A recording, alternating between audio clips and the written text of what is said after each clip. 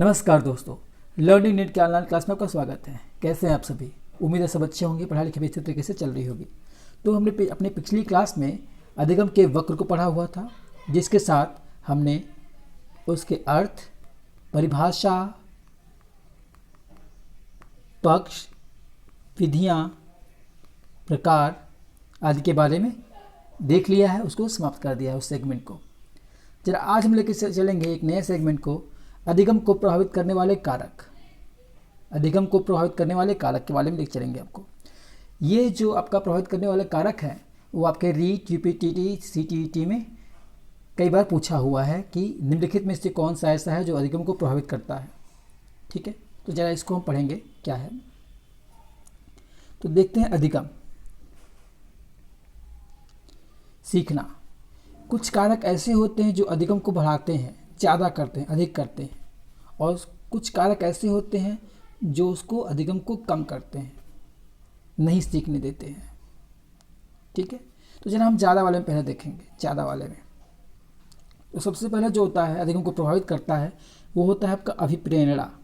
अभिप्रेरणा, motivation. अगर आपके अंदर सीखने का जोश, लगन है तो आप कोई भी चीज़ सीख सकते हैं, है ना। जब आपको कोई मोटिवेट करे, आप खुद से मोटिवेट हो, तो आप किसी भी चीज़ को सीख सकते हैं, अधिगम कर सकते हैं। बस आपके अंदर जोश आना चाहिए। यहाँ तक कि अब तो लोग मोटिवेशनल वीडियो भी बनाते हैं और देखते हैं लोग मोटिवेशनल। किस लिए? अपने आप को मोटिवेट करने के लिए। ठीक है, ताकि उसमें जोश पैदा हो जाए। ठीक है, तो ये बहुत बड़ा कारण होता है अधिगम को बढ़ाने के। नेक्स्ट होता है आपका विषय वस्तु। विषय वस्तु जो हमको सीख रहे हैं, जो हम सीख रहे हैं, उस विषय वस्तु जो हम सीख रहे हैं वो थोड़ा सरल होना चाहिए, सरल भाषा में कह सकते हैं होना चाहिए। और ऐसा होना चाहिए जो तार्किक हो, बोध वाला हो, और सामान्यकृत हो। सामान्यकृत हो जिसे हम जल्दी से सीख सकते हैं, अधिक सीख सकते हैं। कुछ बुक्स ऐसे होते हैं जो सरल भाषा में लिखे जाते हैं, तो क्या होता है, समझना थोड़ा आसान होता है, लेकिन कुछ होता है क्या, कठिन होता है उसकी भाषा, तो उसको समझना कठिन होता है ना। अगर वही आपका बोध की जगह अबोध हो, मतलब उसमें कोई ऐसा तार्किक ना हो, ठीक है, तो उसको सीखना थोड़ा सा कठिन हो जाता है। उसी तरह ये विशेषीकृत हो, सामान्यकृत ना हो। ठीक है, तो कह सकते हैं जिसमें आपको थोड़ा इंटरेस्ट आए, तो वो क्या होगा, उसको अधिगम करने में अधिगम आपको बढ़ाएगा, सीखना आपको प्रेरित करेगा आपको सीखने के लिए। ठीक है, समझ में आया होगा। नेक्स्ट आते हैं जरा वातावरण के बारे में देखते हैं। वातावरण के बारे में, वातावरण कैसा होना चाहिए, नेत्र प्रिय होना चाहिए।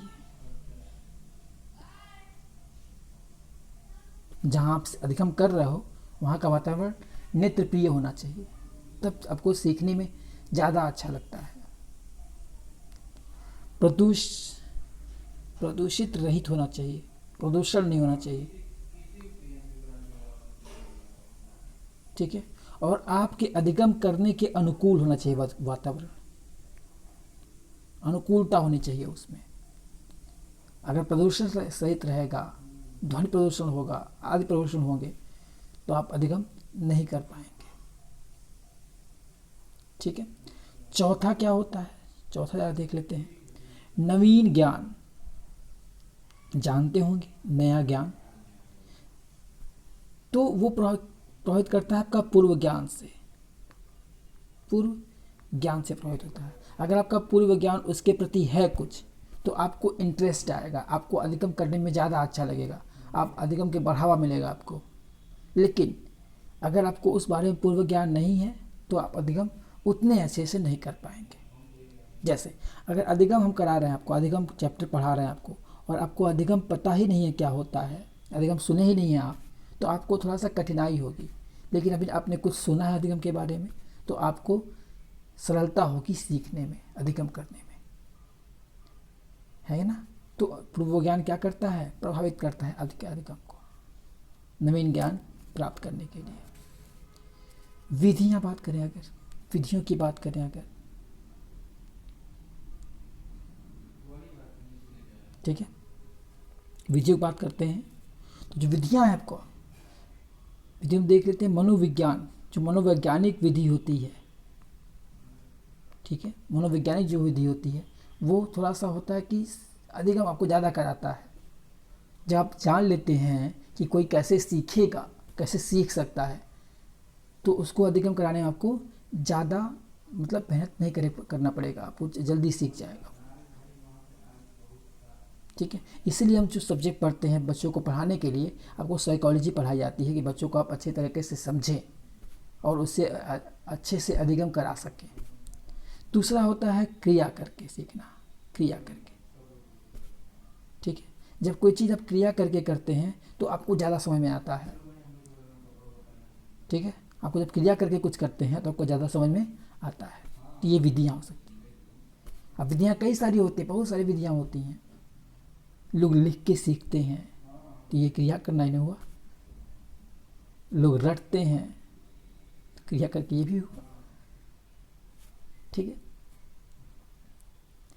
अब जरा आते हैं अगले पे, मानसिक विकास। ये भी एक कारक है। अब जिसका जैसा मानसिक विकास रहेगा वैसा वो अधिगम कर पाएगा। अगर मानसिक विकास अच्छा है तो अधिगम अच्छा हो पाएगा, मानसिक विकास अगर कम है तो कम कर पाएगा। इसके अलावा थकान अगर रहेगा, बीमारी अगर रहेगी,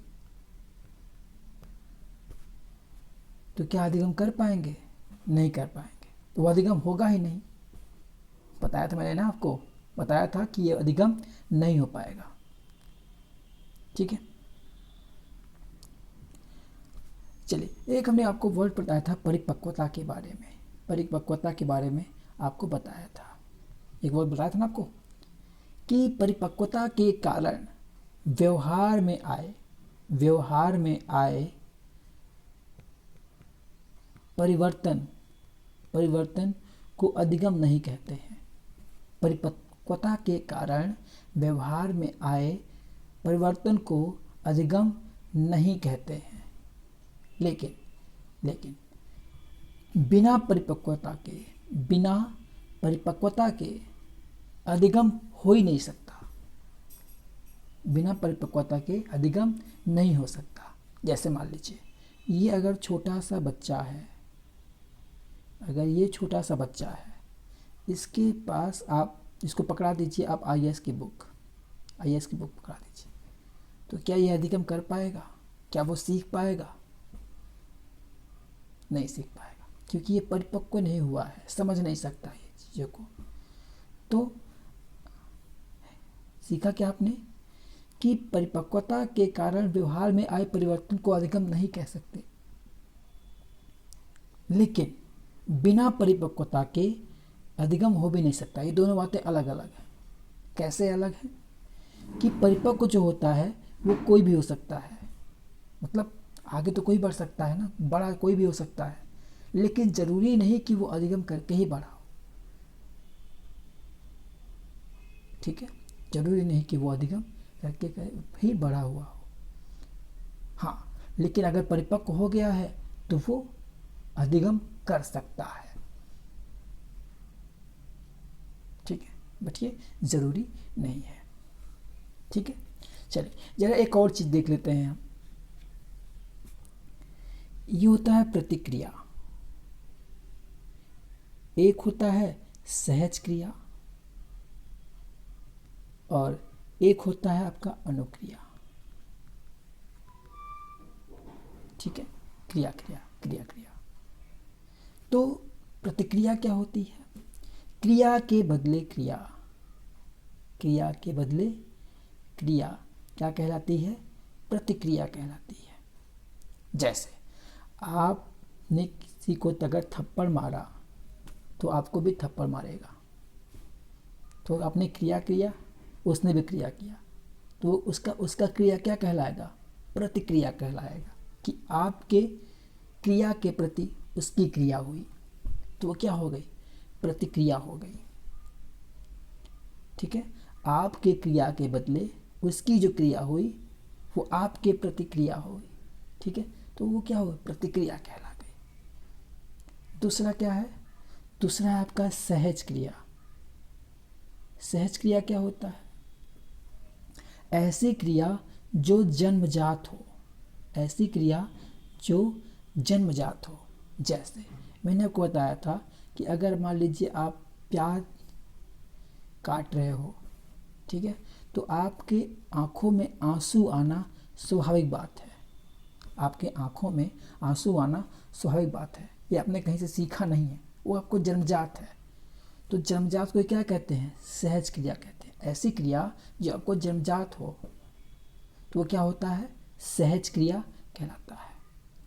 और सहज क्रिया को ही आप मूल प्रवृत्ति भी कहते हैं, मूल प्रवृत्ति, और मूल प्रवृत्ति को ही जन्मजात प्रकृति कहते हैं। ठीक है, चलिए आगे बढ़ते हैं। एक और हमारा है अनुक्रिया। अनुक्रिया का मतलब क्या हुआ, किसी विषय वस्तु के प्रति, किसी विषय वस्तु के प्रति क्रिया करना,